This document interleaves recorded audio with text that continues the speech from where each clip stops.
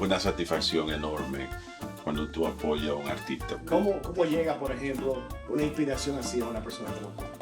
Estas cosas te conectan a miedos. Para mí lo que particularmente me encanta manejar los temas de la actualidad o lo que afecta a nivel actual, internacional o actual.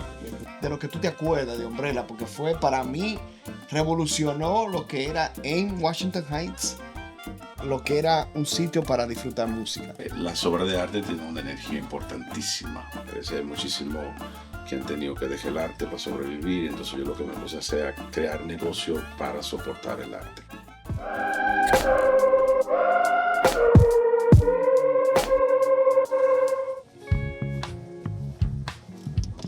Darío. La bombera, mi hermano. Bienvenido. Seguimos aquí con un chin con Darío. Darío, estamos en tu taller, gracias por enseñarnos tu taller. Tú estabas hablando de que todas tus piezas son inspiradas por momentos que te pasan en tu vida. Empezamos con esta pieza, por ejemplo. ¿Qué te inspiró o qué momento tú captaste aquí? Bueno, gracias. Me gusta que me digan Darío Leaga. No, Darío Leaga, perdón, Darío Leaga. Mis hijos son muy orgullosos del apellido y yo lo mantengo. Sí. No, Bueno, cuando te dije de que mis obras son inspiradas en momento, este fue un momento donde en realidad yo estaba en Íngola 206. okay. Por ejemplo, no sé si ves la parte del cigarre y esa cosa, y aquí hay una imagen como de un bon. Okay. Esto es donde está la cervecería, donde Paul Gagliatti, que yo tenía mi taller de ahí en la parte de atrás, y en realidad es un momento de mi obra que tuve ahí, como por ejemplo como en el 2008, por ahí. Sí, Estas obras son igualitas. Esta obra está inspirada cuando la revolución de Hixia, ¿me entiendes? Cuando la caída de Mubarak. Y en realidad esta obra tiene que ver un poco de eso, de lo que estaba pasando en la primavera árabe. Yo siempre he dicho que para mí esto es un documento periodístico visual pintado, ¿me entiendes? Porque en realidad decía lo que yo miro, y esto tiene que ver con el movimiento de la primavera árabe, ¿me entiendes? Por ejemplo, esta pieza, que es un dibujo, este dibujito, de nuevo en el momento, estos son unos carreteles de los rollos eléctricos, y fue que me pasó un día después del huracán Sandy. Yo no sabía que Chelsea se había inundado. Entonces estuve viendo las galerías. Entonces en todos los lados yo veía estos carreteles y dije, mira, aquí sería el artista que está haciendo esta instalación, pero lo que yo menos me imaginé fue que toda la galería se inundaba. Estos otros momentos, esta obra yo creo que como de 1995, por ahí, es el momento de cuando yo vengo de República Dominicana, que llegué en 1994. Y en realidad es que comienzo a experimentar más el uso de la serigrafía. Entonces hay toda una serie de obras de esta época por ahí. Por ejemplo, estas son de las últimas piezas que yo estaba trabajando. Sí, estas son de las últimas piezas que yo estaba trabajando. Thank you. Esa es de las últimas piezas que yo estoy trabajando, donde aquí hay una obra que tiene muchísima más, aparte de la serigrafía, también hay otras técnicas como el fototransfer, el collage y una serie de cosas, ¿me entiendes? ¿Y qué momento tenemos en mente? Este es el actual, ¿me entiendes? Es decir, por ejemplo, pero este momento es mi regreso después de 20 y pico de años a República Dominicana, que me voy al área de Samaná, a La Terrena. Entonces cada vez que voy a La Terrena me paro por el pueblo de los pescadores y a tomar fotos, ¿me entiendes? De allí. Entonces, eso es parte. ¿Qué es el nombre de La Terrena, el pueblo de los pescadores, ¿verdad? Exactamente. Exacto. Pero en realidad, esta, igual que esta, son de esa serie donde estoy trabajando. Entonces, son un sketch porque quiero hacer estas obras en un gran formato, y son parte de eso, ¿me entiendes? También yo siento aquí como en tu etapa, en la etapa que tú tienes como artista en tu vida, también más madura, como por ejemplo en este caso un momento de tu regresar a la República y disfrutar, por ejemplo, cosas como esa, como los pescadores y todo eso, también refleja como más contento, yo diría, más maduro. Bueno, lógico, por la edad tenemos que ir madurando porque vamos comenzando a conocer o vamos experimentando técnica, ¿me entiendes? En este taller tú tienes mucho trabajo, Darío. ¿Como cuántas tú dirías, sin contarlo? Yo sé que tú estás en proceso de documentar todo, pero como cuántas piezas tú tienes más o menos. Bueno, yo tengo que tener más de 1000 y pico de obras. Se siente, En se siente el realidad trabajo. tengo muchas obras enrolladas, mucha obra en papel que no la he sacado. Por ejemplo, es decir, las obras se maltratan muchísimo cuando tú en realidad la estrechas y no tiene ¿cómo se dice? Una organización, tenerla por año organizada, ¿me entiendes? Sí, es un trabajo. Un trabajo y se maltratan, es decir, las obras se maltratan muchísimo, pero tengo obras por todos lados. Este espacio tiene una energía que, bueno, aquí en el grupo de un chin estaban hablando ahorita que me siente y motiva de tratar de tener un taller. Darío, tú me acabas de sorprender, dijiste que encontraste un dibujo mío, lo usaste en una pieza. Esta pieza, Bueno, esta pieza, como te dije, ese dibujo yo lo encontré Después que yo regresé al edificio de Tabombrera y encontré, creo que era como una especie de libreta que era tuya, donde tú tenías sketch, y ese dibujo me llamó mucho la atención. Y esto es parte de una composición que creo que lo hice como en el 2000. Déjame ver. Siempre mantuve el dibujo original está por ahí, porque esta pieza no es muy vieja, porque tiene que ver, sí, eso es cuando comienza la administración Trump, ¿me entiendes? el primer término. Exactamente, es decir, ya quiere decir que eso hace como 8 años, Sí, sí, ¿me sí. entiendes? Pero ese dibujo, y esa es una pieza que a mí me encanta, y en realidad es un dibujo tuyo, ¿me entiendes? Este cuadro, Darío, que yo me ha encantado desde que llegué. Me conecté inmediatamente con ella. Háblame un poquito de esta pieza. Bueno, te voy a decir una cosa, hablar de la pieza también, la mayoría de elementos, a mí se me hace un poco difícil, pero particularmente tú miras aquí y tú dices que hace estas imágenes clásicas que son grecorromanas, pero también ahí hay algunas egipcias, entonces con estos mosquitos. Esta obra tiene que ver sobre cuando estaba el mosquito del Nilo, ¿me entiendes? En realidad eran 3 paneles de esa obra, pero al final yo decidí nada más dejar este solo panel. Eso es cuando en realidad está el mosquito del Nilo, Okay. ¿me entiendes? Y la conexión entonces con la figura griega, Ahí que está la parte que te da un poquito. no que me da, sino que a mí no me importa decir, por ejemplo, la relación entre una cosa y la otra. Yo la miro a nivel de la composición. La composición. Es la composición. Exacto. Es decir, no es que hay una conexión. Pero quizá hay una conexión No, pero yo tengo porque ahí hay una pieza que se puede ver, mosquito del Nilo, greco-romano, romano, como quiera. Pero ahí volvemos al tema de lo que hace el mosquito, te saca la sangre, ¿verdad? Y hay mucha, por ejemplo, yo la leí totalmente diferente que tiene que ver con culturas que le quitan a otras culturas. Eso puede ser también. Exacto. Porque, por ejemplo, decir Por si eso tú- fue que me conecté inmediatamente, porque nosotros tenemos una cultura que se han llevado tantas cosas de allá. Entonces, como que conecté algo bien latinoamericana, pero también con la conexión donde están estos tesoros en Europa de nosotros. ¿Tú sabes? todas esas cosas pueden ser, pero por eso que te digo, ese es el trabajo del crítico. Y te voy a decir, le decía a Leandro Morales, que yo no sé, el poeta es Leandro Morales, y por eso que te digo que para mí se me hace difícil. Yo no sé si la obra, hoy está muy importante de que la obra se explique.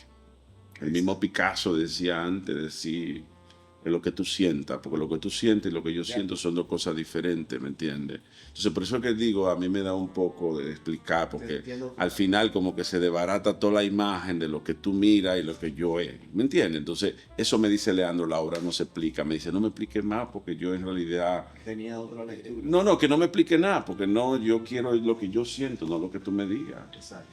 ¿entiendes? Y esto es lo mismo parte del abuso de nuestro futuro presidente. Esto de nuevo tiene que ver con todo el miedo de la comunidad, ya sea de la mujer, de la comunidad gay, de todo cuando comienza la era Tron, ¿me entiendes?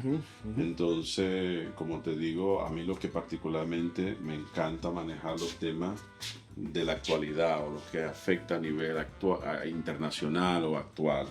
Entonces, esto es una pieza de esa época, ¿me entiendes? Es lo mismito de esto, como te estaba diciendo, estos son 4 paneles que tratan el mismo tema, pero esto tiene que ver sobre, por ejemplo, tiene que ver con salud mental y el abuso de la niñez, ¿me entiendes? Es decir, el maltrato de los niños. En realidad yo leí un artículo de Madonna, en realidad esto es Madonna, aquí una imagen de Madonna, donde en realidad yo estuve leyendo algo sobre ella y tiene que ver todo con el abuso de los padres, el abuso psicológico y qué tanto afecta eso al ser humano. Y a nosotros los artistas también, como eso nos afecta a nosotros hasta más, es como una cosa amplificada, grandísima. Total, porque por ejemplo a nosotros los artistas, si te voy a decir una cosa, estas cosas te conectan a miedo. Y por ejemplo a nosotros que particularmente nos catalogan que somos depresivos, maniáticos, de todo el tipo de cosas, es decir, hay un miedo que tiene que ver con la muerte, con la locura, con una serie de cosas. Entonces yo creo que ese es el abuso de que se comete, porque de una vez te estereotipan de que tú eres artista, tú eres un loco, tú eres artista, tú metes droga, tú eres artista, tú eres homosexual, ¿tú entiendes? Entonces hay un estereotipo, y más en República Dominicana, que el artista lo tiene como si fuera un personaje marginado, donde en realidad lo tienen como un loco, ¿me entiendes? En un círculo de la sociedad. Porque, por ejemplo, cuando yo entré a Chabón, para que tú sepas, en Chabón, cuando yo le dije a mi mamá que yo quería ir a Chabón, a mi hermana mayor le dijeron que en realidad, ¿a qué iba yo a Chabón? Donde en realidad lo que había era mucha droga, mucha homosexualidad. A ese tiempo se había suicidado el hijo de Franco Badía, creo que era, que se suicidó allí en Chabón. Entonces, todo ese tema de que en realidad todas esas cosas te afectan, ¿me entienden? En realidad tú vas como con un miedo. Yo fui a Chabón y fue con un miedo. La droga, yo nunca he usado droga, ¿me entiendes? Pero por ejemplo, ya te dicen que tú vas como a consumir droga, ¿me entiendes? Entonces, esto tiene que ver con todos esos miedos de ese abuso psicológico, verbal, que creen que eso no afecta y eso afecta, porque tú con el tiempo vas teniendo que bregar ese tipo de cosas, ¿me entiendes? Y yo creo que un chin de lo que estamos hablando es que nada de esas cosas, 90% de las cosas que ellos nos estaban tratando de decir que era miedo, es algo que no tiene nada. Ser muy sensitivo, ser homosexual, todo eso es bien, ¿tú entiendes? Todo eso es parte de ser tu naturaleza, ¿verdad? Pero lo creaban como pero déjame decir una cosa, eso es un punto bien porque es una naturaleza humana, pero también eso llega a un punto donde en realidad es decir, tú mismo te creas un miedo, ¿me entiendes? ¿Por qué? Porque tú crees el miedo de decir, bueno, ahí hay tanto drogadito, yo voy a hacer drogadito, ¿y por qué? A mí no me gusta la droga. Exacto. Entonces, que fulanito se suicidó, es decir, no porque tú seas artista no te tienes que suicidar, entonces te crean ese miedo que depende de cómo tú lo visualices, te puede afectar o te puede favorecer. Entonces, hay un positivo o negativo, pero afecta. ¿El miedo te ayudó a ti a enfocarte más o tener más precauciones? Bueno, el miedo para mí es un candado siempre, es decir, un modo de protegerme. Es decir, también yo creo que el miedo es importante. Exacto. Porque tú tienes que tener tus ciertas limitaciones, tus precauciones. Pero en realidad, si tú lo llevas a un miedo patológico, ya hay un problema. Exacto. Ahora, de que cuando te inculcan o tú escuchaste algo, tú tienes una cierta precaución, ¿me entiendes? Es decir, y el miedo es importante tenerlo, ¿me entiendes? Estas son toda una serie que también tienen que ver con lo mismito que estamos hablando de los miedos.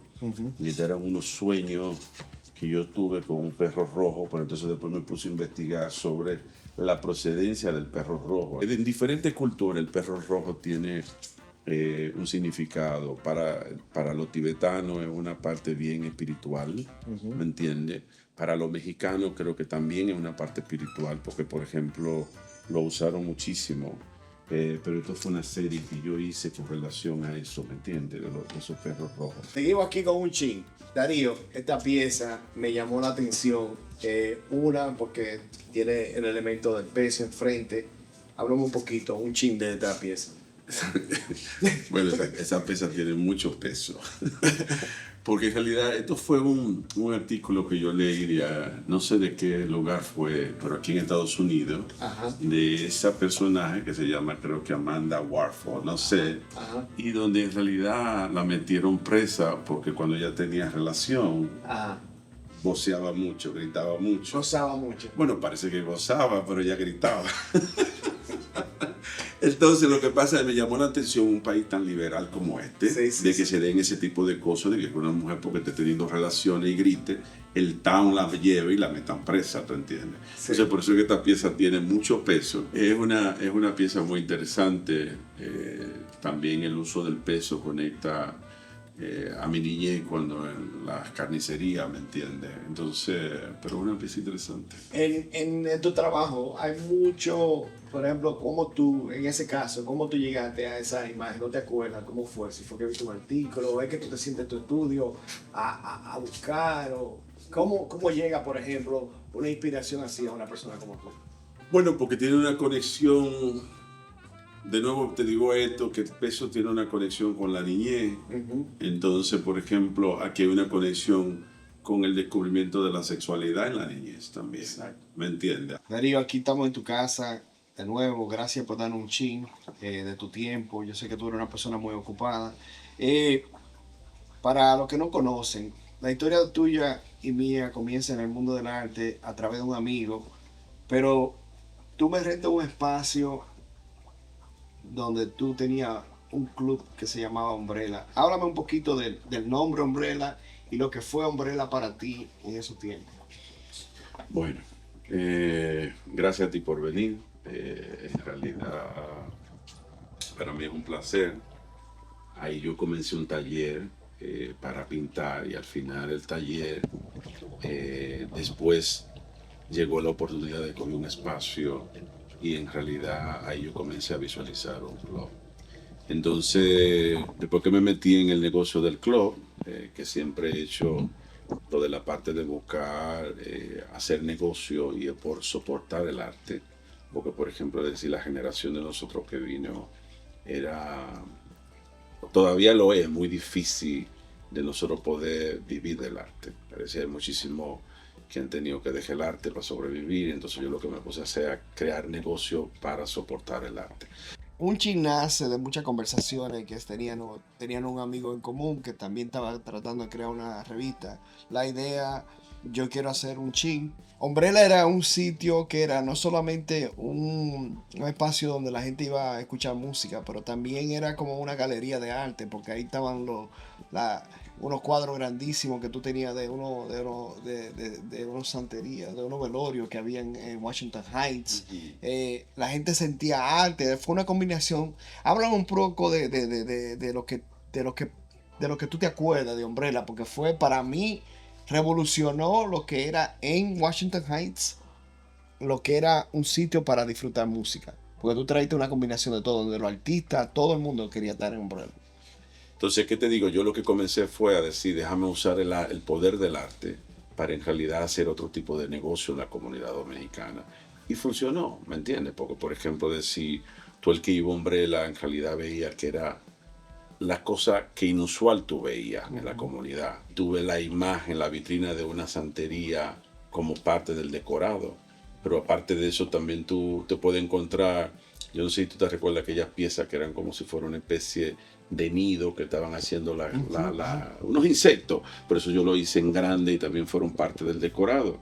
Pero también agarré, por ejemplo, en el cine, una de las películas que más me inspiró a crear Umbrella fue The Cell, la película de Cell.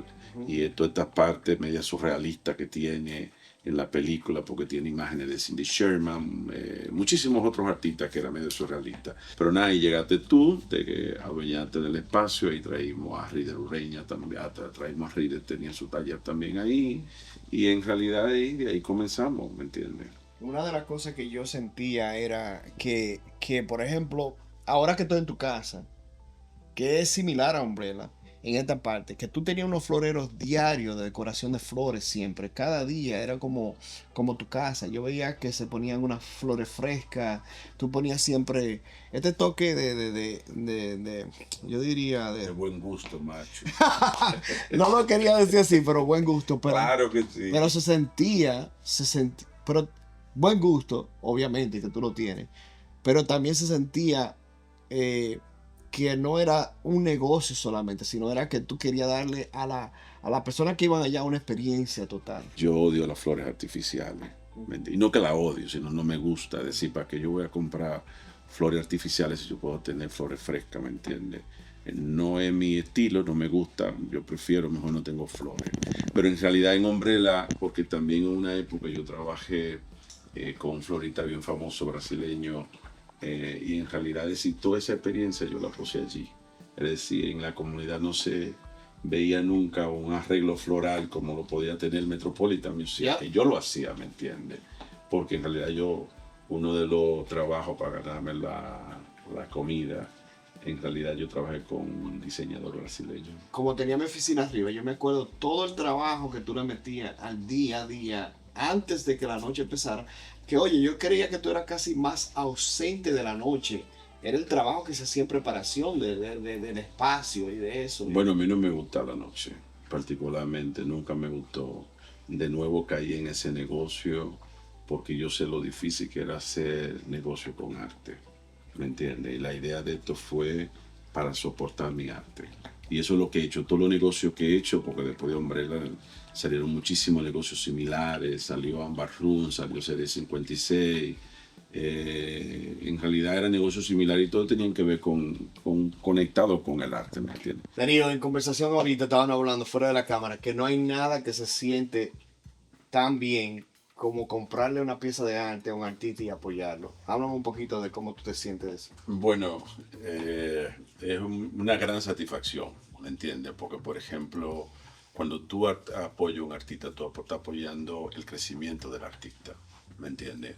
Muchísimo más en la cultura de nosotros dominicana, es decir, los artistas dominicanos en República Dominicana pasan muchísimo trabajo. Y allá nosotros tenemos una gran cantidad de artistas con tremendo talento, ¿me entiendes? Por ejemplo, un artista, por ejemplo, como Bonnie Ramírez, que es un artista dominicana. Bonnie no ha pasado trabajo porque Bonnie tiene buenos precios, pero por ejemplo, igual que Bonnie, nosotros tenemos muchísimos artistas bien. Para mí, igual que para él, cuando yo compré esta obra, es una satisfacción de ambos lados. Por ejemplo, porque yo estoy apoyando el crecimiento de Bonnie, ¿me entiendes? Y aparte de eso, decir, vamos a un crecimiento mutuo los dos, ¿me entiendes? Porque, por ejemplo, el coleccionista también siente esa satisfacción de poder tener una buena obra. Y esa energía diaria, tener en tu hogar, eso es algo precioso, ¿verdad? Claro que sí.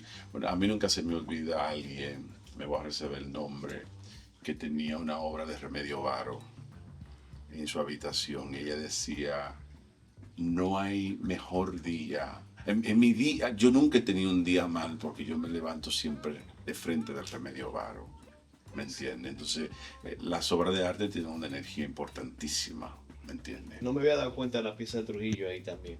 Esta pieza es mía, pero esta pieza en realidad yo la hice para proponerla a la Bienal Nacional. Okay. ¿Qué pasa? Esa pieza es un artículo que hizo el New York Times sobre la muerte de Trujillo. Pero entonces en este artículo lo que hace que es un poco, no sé si decir incómodo, y es que el New York Times dice: asesinos matan al dictador. Es decir, y no fueron los asesinos que lo mataron, es decir, al contrario, fueron militares toditos de buena reputación, que trataron de terminar con la dictadura. Pero entonces un amigo mío me dijo: no mande esa pieza porque va a ser un problema. Porque que en realidad decir, pero eso fue lo que dijo el New York Times. Exacto. En realidad es un print en seda. La idea era hacer como una especie de una cama, como una especie de cojín. Y es una pieza que al final nunca la pude mandar. Fenomenal esa pieza. Darío, en frente de esta pieza, por ejemplo, una pregunta. El coleccionista y el artista tienen eso lo mismo en ti.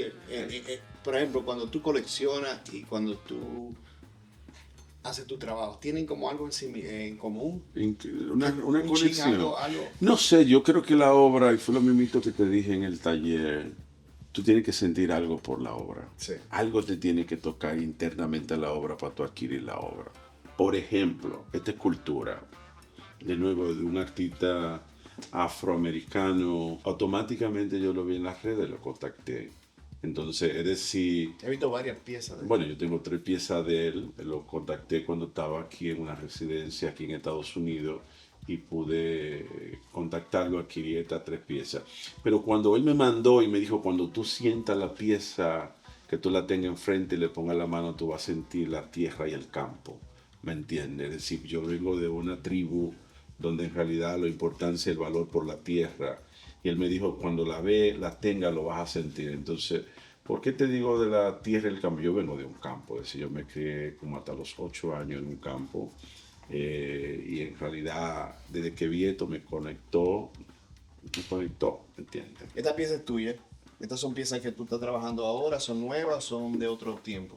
Bueno, estas piezas tienen como un año y algo que la hice y estoy experimentando algo. En realidad, este no es mi trabajo, el trabajo que yo hago a nivel serigráfico, sino esto es experimentando. Pero sí son una pieza reciente que tiene que ver. Se sienten bien otra vez con lo que las terrenas. Exactamente, es decir, esto tiene que ver de nuevo, como te dije, yo duré 20 y pico años sin ir a República Dominicana.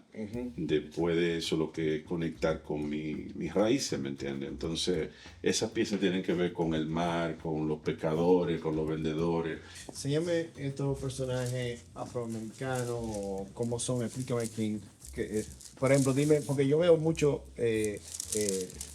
la cultura y el color de la piel en los trabajos tuyos. Por ejemplo, en estas piezas. Yo no te puedo decir por 100% de la realidad, pero también pero dime lo que tú me puedes decir. Pero también viene Pero, con relación al miedo. Exacto. Y el miedo es, por ejemplo, yo vengo de un pueblo donde no había gente de color, moreno, San Francisco. San Francisco de Macorís. Ahora tengo desde niño un recuerdo de una persona de color oscura que yo vi. Entonces, en realidad, yo conocí una persona en La Romana y por ser el miedo de tenerle, que siempre hablaba mal de los morenos, es decir, de los haitianos, de la gente de color, es decir, quizás nunca tuve ese acercamiento porque tenía ese miedo. Ahora, ya viniendo a Estados Unidos, ese miedo yo lo rompí totalmente. Y ahora es amor. Bueno, es que... Yo digo, por ejemplo, ahora es amor al arte, a los colores. Bueno, a eso, es decir, porque por ejemplo decía, ya te estereotipaban, es decir, por ejemplo, una persona de color, si tú miras en estas 3 imágenes, es como, por ejemplo, tú vas descubriendo varias cosas que no tiene identidad, sí tiene identidad, se está transformando en una identidad, ¿me entiendes? Pero es lo mismo, ¿me entiendes? Sí. Pero en realidad, de nuevo, eso tiene que ver con el miedo, porque allá te alejaban de la persona de color. Darío, gracias por darnos un chin de tu tiempo, dejarnos entrar un poco a tu hogar, a tu arte, a tu colección. De verdad, eres un amigo, una persona que yo admiro y siempre creo que eres inspirante para mí. Hoy salí inspirado de tu casa y nada, queremos que tú nos des un chin más. Bueno, ese chin para mí es un privilegio. A mí no me gusta mostrar mi casa, porque por ejemplo, cada detalle de aquí es un pedazo de mi persona adentro, ¿me entiendes? Esto lo hago por ti, sé que tiene un valor importantísimo y para mí es un privilegio que tú me hayas elegido para un chin.